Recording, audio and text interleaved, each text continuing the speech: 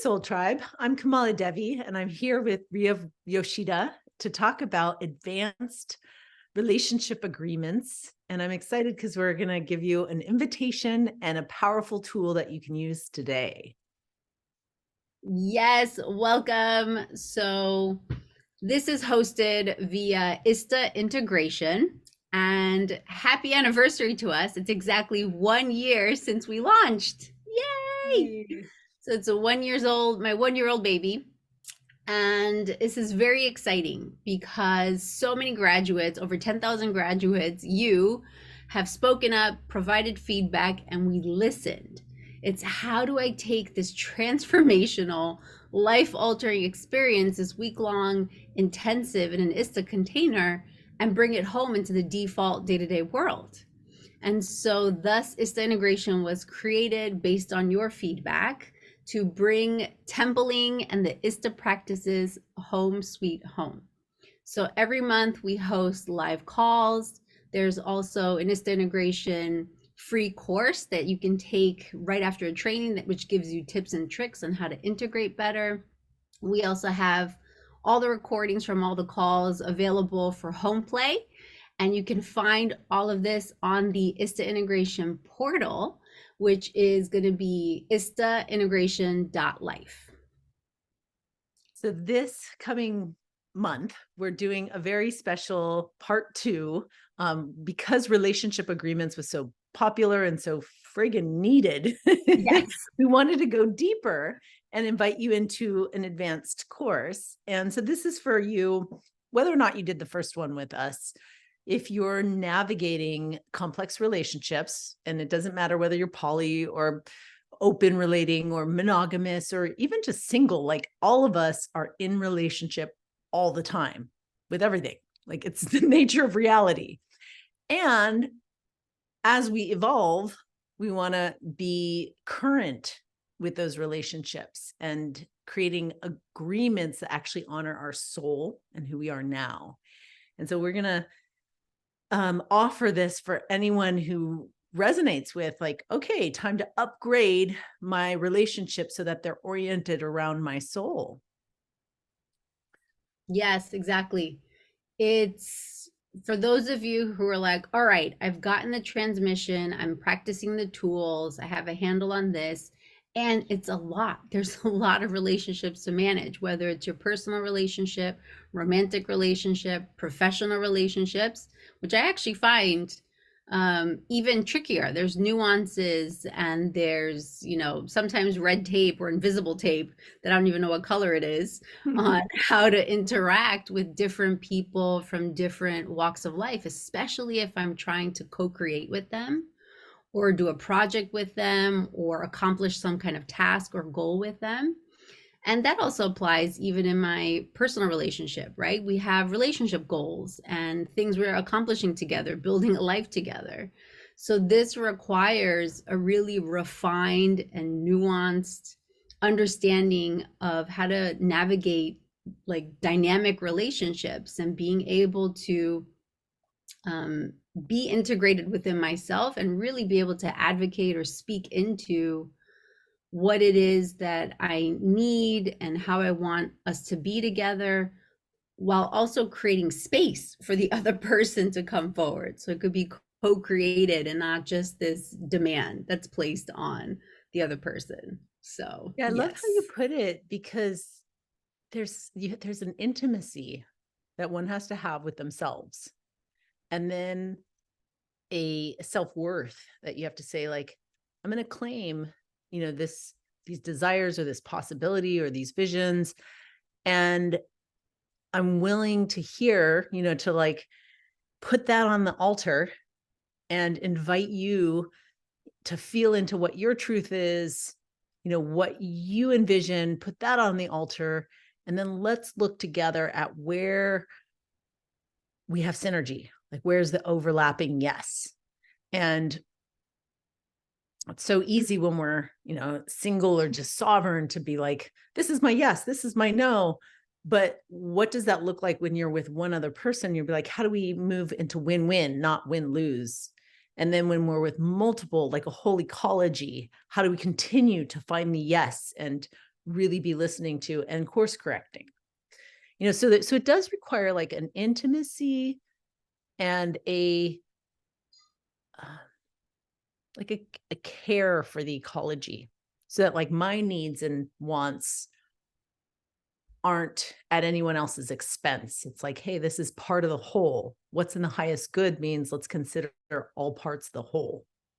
And in our last, time, Ria, we were riffing on how just one of us has so many different parts. So how do we get into alignment with that? Yes. And so we have tips for that in our last call, and we'll probably deepen as well. Parts work is like fractal work. It goes really, really deep. But what I want to suggest today that you can take away and feel into is a deep self-assessment. Like right now, if you look at the relationships that you have that are causing challenge, it's easiest to notice when your boundaries are getting crossed, when there's discomfort or leaking energy or irritation, annoyance, like any of the like non-harmonic moments in any of your relationships. Like that's something to look at. So the work is to start with a self-assessment. And when you identify, I want you to find 3 instances in which you're like, ooh, this is leaking energy, or I have a charge around this, or I have to upgrade this.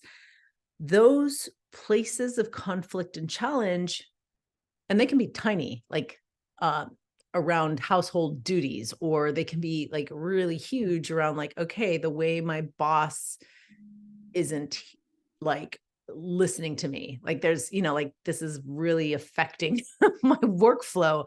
But any area of your life, what you're looking for is, where have I been operating from an agreement that is outdated or no longer serves me?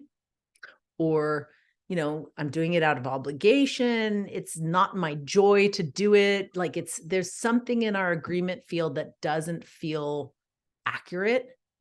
So after I identify where the problems are, and I'd suggest start by journaling, looking underneath it. What are the unmet needs? What's happening here?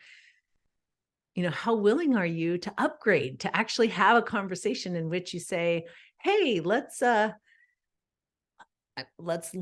a clearing conversation. Let's clean something up. I've noticed that we're not getting along on this point, or that this way of our being is creating unnecessary suffering or conflict. I mean, there's lots of ways to do it, but the essence of it is being honest with yourself and saying, okay, this used to work for me, but I'm no longer living my life out of obligation or avoiding the conflict. I'm actually just going to ask to get my needs met and make that clear request. They may or may not meet you, but you're, trusting in yourself, you're exhibiting self-worth and making a request. Yes, so powerful. And to really track the body response in doing that, because there's an innate risk in speaking up. I think so often we go along to get along in a way. And as you put it, how we make agreements by default. And it's almost like it happens once, and it wasn't too bad, you don't say anything, and then it happens again, and then all of a sudden there's this pattern and way of being, and especially how we show up with very specific people in our lives, especially in like a group dynamic where different parts of our own personalities come out, or archetypes come out, and we kind of get put into these roles. There's like some kind of energetic force beyond our conscious awareness that takes over. And so this self-reflection piece is so powerful and important, to just kind of hit the pause button on this fast forward moving train or fast forward moving ship, and to really look at, okay, where am I in this, and what do I really align with, and what am I willing to provide, what am I willing to put a boundary for or communicate, right? So before we even get to the communication piece, there's a lot of work that gets to be done before that. And it's really empowering.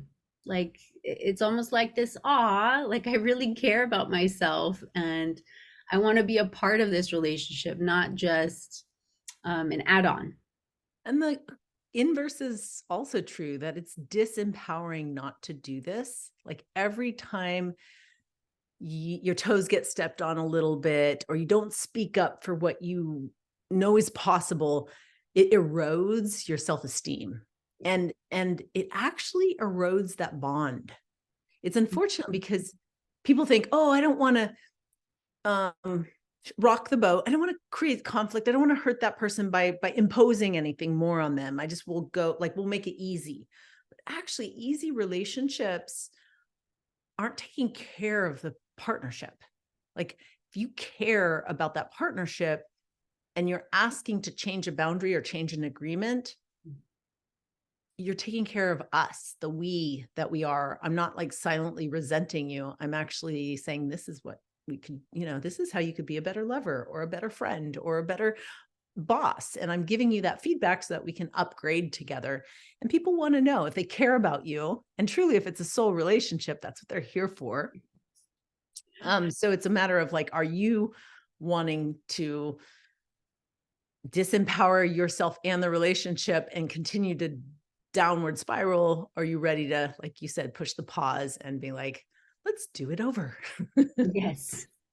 It's upgrading. It's taking it to the next level. It's deepening. It's really, it's meaningful, and it's a form of evolution. It allows the bond to evolve, allows, you are growing as a person to keep growing together, to co-create that, for sure. Beautiful. So we look forward to Yay. hearing how that goes for you. We know it's a deep work, but it could be a wonderful, um, start to your new year, as we're all kind of starting off this year a little slow. It'd be a great resolution to upgrade your relationships. And we hope that our, deeper dive together does just that it just up levels all of your bonds. Your entire garden of beloveds can be nourished by a lot of the tools and the tips and the teachings that we have to offer. Exactly. So we'd love to have you join live. And if you can't make it live, register now. You'll get the replay in your integration portal library. And just hit the link below to register. And we're super, super stoked and really excited about this. It'll be the 1 year anniversary of Vista Integration's live call for this one. Yay. Looking forward to it. Blessings. Blessings.